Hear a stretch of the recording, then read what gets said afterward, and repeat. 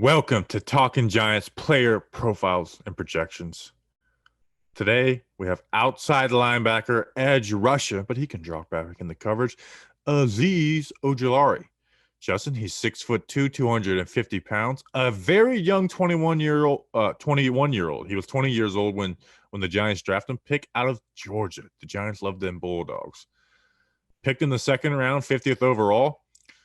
Giants got him. They traded back and were able to pick him at 50. He had first round buzz. Like, I remember some people having Azeez Ojulari as pick number 11 for the Giants in mock drafts, and they got him at 50. In the SEC, had 9.5 sacks, 12.5 tackles for a loss in 2020. So he led the SEC in sacks, second most tackles for a loss. But Justin, he had the most tackles for a loss per game.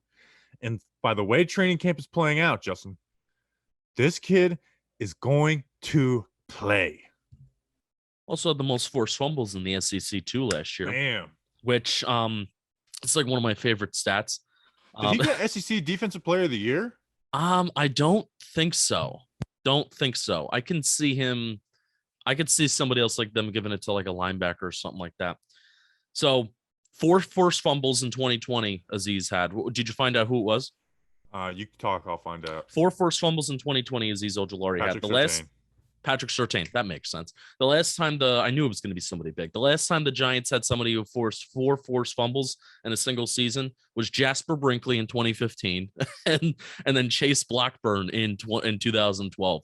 So this could be a guy that can make an impact from day one. You're right, Bobby. He is going to play. You know, the way that kind of the edge room is playing out through camp is, you know, guys are kind of suffering from injuries a little bit more than we thought. And Azeez Ojulari is getting those reps. He's out there and he's getting those reps. And he is the best pass rusher on this football team, even before all those injuries.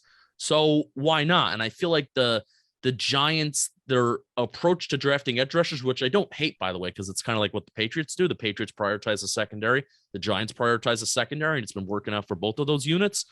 They've been kind of, I think the phrase is penny rich, dollar poor. They've been penny rich, dollar poor with their edge rushers as the years have kind of gone on. And I've been comparing Azeez's development to O'Shane and Lorenzo Carter, at least their rookie year, kind of like easing those guys in. But I think I'm being too conservative with Azeez. I really think I am. Why not expect a little bit more? I don't think I should expect a Chase Young rookie year. I don't think anybody should. I know some people are. But why not expect a little bit more than what Lorenzo Carter gave or O'Shane Ximines gave, where this guy can play over 50% of the snaps, and maybe he can be a 3-down player or as a guy that can drop back into coverage. You know, Lorenzo Carter, let's just say he plays 60, 70 snaps in a given game on defense, which is most of the defensive snaps, 10 to 12 snaps, he's dropping back into coverage, which is a decent amount where he's dropping back into coverage, and Azeez can certainly do it.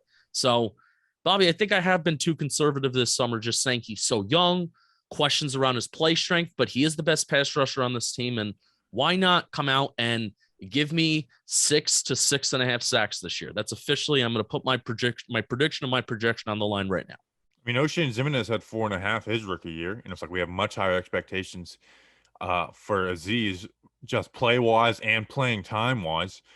And going into our camp battle episode to start training camp, I was like, Lorenzo Carter is going to give me the most edge reps. I think Azeez does now. You know, like Azeez isn't coming off an injury. Like I said, he's immediately the best athlete, best ability to get around the corner and dip the edge at the edge spot. From day one, he is the best at that. He's probably the best from day one in coverage. The only place where it's not is setting the edge as a run block, as a run defender. Yeah, I would say, you know, and it's not because he's like lazy, but it's like like you said, he needs to improve on his play strength. But a guy who was 20 when he's drafted, we should expect to get a little stronger, you know? I think you can expect that, you know, what you saw in 2020 from him, like there's going to be a little more strength put onto him. And he seems like a high IQ, hard-working player, you know? It's like some guys you can tell with, and Azeez, it shines through him that he's a hard-working dude. So, yeah, I mean, I have big, reasonable expectations for Azeez Ojulari in 2021.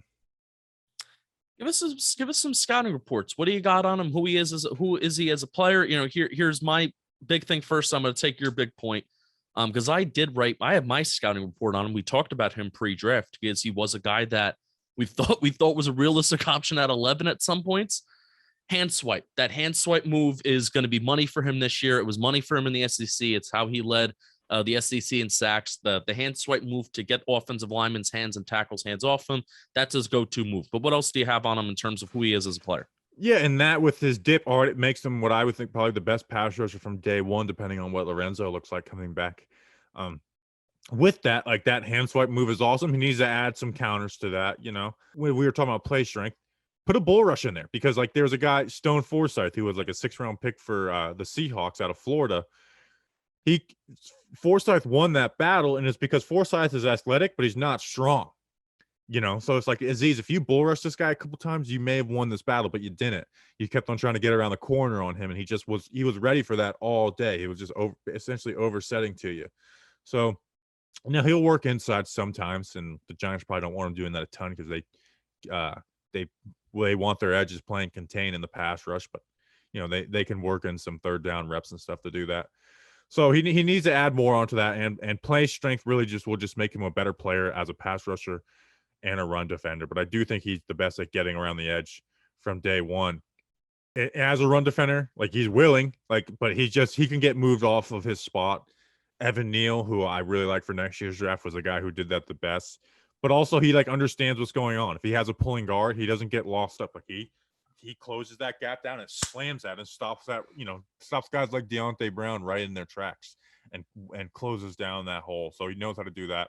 And then in coverage, he understands it. There wasn't really any great plays I remember from his coverage, but it's like part of that was him doing his job and knowing where to be. So, and he has the athletic ability to do that. So now I will say he was the guy I was scared of them picking in the 1st round. Like I did not view Azeez as a 1st rounder. But at pick 50, I mean, that was a great pick. Yeah, like, I love that pick at pick 50. If it was at pick 20, I would have been pretty disappointed. But pick 50, it was like, man, you got a guy that some people thought was the best. Some people thought he was the best edge. No, I didn't. He's the best. He's the best speed rusher. He's the best speed rusher in that draft class. Maybe not the best edge rusher or pass rusher in general. I think he would give that to Jalen Phillips, but I think he was the best speed rusher. And I don't know if Jalen Phillips can drop into coverage like Azeez Ojulari can. And how he can get Giants fans to fall in love with him day one, and I'm talking day one, week one, possibly even play one, Bobby Skinner, is we can get reminders and flashbacks to Jason Pierre-Paul in 2011. Maybe not necessarily because he's the freak athlete that JPP was, but if he can chase down ball carriers, chase down plays from the opposite side of the field, like he did at Georgia and like he did in the SEC in 2020, if he can do that and if he can replicate that and show that heart, effort, and hustle from day one, Giants fans are going to fall in love with him, even if his rookie year isn't like, wow, stat sheet and box score. If you do that, you're going to get Giants fans to fall in love with you. And he has the tendency to do that. Yeah, and that's the thing with him is, we try to, with expectations for rookies, like don't put a ton on them from year one. But also, it's like my expectations for him are way over Kadarius Toney for their rookie season solely, because Kadarius Toney has guys ahead of him that are, Darius Slayton, who's shown to be at least a decent player in the NFL, Sterling Shepard, Kenny Golladay, where Azeez really has nobody in front of him that should stop him, unless Lorenzo Carter is not only the same as when he healthier got better, but it's like Azeez, we have much higher expectations for Azeez. O'Shane hasn't done anything to, have him above you.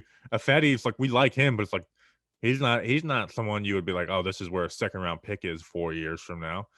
And then I mean, who are even the other Ellerson? We don't have any. Well, I mean, also I have to ask you this too, Bobby Skinner. And looking at the time, we got a little bit of time. What would you rather have in terms of personnel wise on the Giants fields? Would you rather have 3 defensive linemen at one time, because there's a lot of depth in that room, right? And I feel like we feel better about our interior defensive line room in terms of the guys that are there and the dudes that are in there versus the edge room, even though there's a lot of names in there that we feel kind of good about, right? Would you rather have 3 defensive linemen on the field with 1 edge rusher, or 2 edge rushers on the field when therefore you're using Lorenzo Carter, Azeez Ojulari with the 2 interior defensive linemen? What's the personnel that you feel most confident in the Giants running? 1st and 2nd down, the 3D line. And then the third down. Yeah. I want Lorenzo and Azeez on the edge. and Dexter and Leo on the inside with, or, a mix of BJ Hill too on some reps. There you go. Because Shelton just doesn't add much on third down at all. Austin Johnson doesn't. So, I mean, and that's the thing too, is Azeez does everything. He's a do it, and that's why he was linked to the Giants so much. And that's something, that's something Dave Gettleman kind of gave away in his press conferences when pre-draft. Like, well, what are some differences of drafting for coaches? Like, well, he's like, there's a very particular linebacker that they're looking for, and it's why Marcus Golden didn't play. It's because Marcus Golden wasn't a threat to drop back in coverage, and as he was the best pass rusher on the team, but he wasn't a great run defender. I would say him and Azeez probably, right, if you're going just off the college tape, are probably like the same run defender wise, even though Golden would lose his gap a little bit sometimes trying to make a play, which I don't blame him for. He should have. But yeah, it's like he drops back in the coverage. He may not have the strength right away for that run defender, but it's not because of a lack of technique or leverage. And then pass rushing is like, we kind of have the expectations for him to be better than a weak pass rushing group from day one. Right. It's not because it's like, oh, Azeez Ojulari he's going to come in and be this amazing pass rush from day one. It's like kind of everyone else isn't great at pass rushing on the team, on the edge group. But the edge room was non-existent last year. They had as many sacks as a group as Azeez had at last year for the Georgia. Yeah. Yeah. Both at 9.5, I think. He's going to help make the edge room, maybe not great, but he's going to help it make it something, and he's going to just have it exist this year. It's going to have a pulse, and hopefully Azeez Ojulari is one of the reasons why it has a pulse and why it's beaten somewhat strong. Let's rock and roll. The dogs. All right, Azeez, we appreciate you, and we appreciate the listeners. We'll see you guys next time. Until then, let's go Big Blue.